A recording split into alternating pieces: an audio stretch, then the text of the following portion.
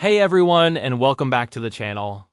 Today, I've got a story for you that's been making the rounds, and it's a real classic.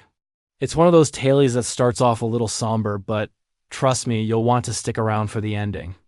It's a perfect example of how sometimes the punchline is hiding just around the corner, waiting to completely change your perspective on things. So picture this. There's a couple, a man and his wife, who decide to take a trip of a lifetime. They head off to the historic and beautiful city of Jerusalem for a much-needed vacation. The wife, let's just say, had a reputation for being quite the talker, always having an opinion, always nagging her husband about something or other. You know the type, right? We all know someone like that. They're enjoying the sights, soaking in the ancient atmosphere, when suddenly tragedy strikes. Completely out of the blue, the wife passes away. The husband is, of course, in a state of shock. He's alone in a foreign country, faced with making some very difficult and expensive arrangements.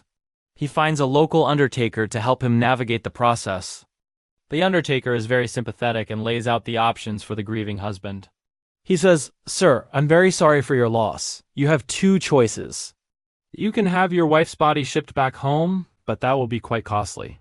It will be £5,000. Or we can arrange for a beautiful burial service for her right here in Jerusalem, and that would only cost £150. Now, you'd think this would be a simple decision, right? A huge price difference.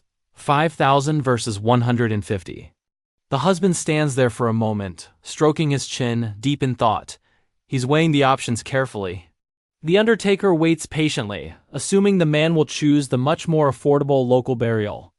After a long, quiet pause, the husband finally looks up and says, "I've made my decision. I want her shipped home." The undertaker is genuinely surprised.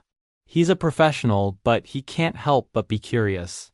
He asks, "Sir, if you don't mind me asking, why would you spend £5,000 to ship her home, when you could have a lovely burial here for just 150? It would save you so much money and trouble." The husband leans in closer to the undertaker, a very serious look on his face.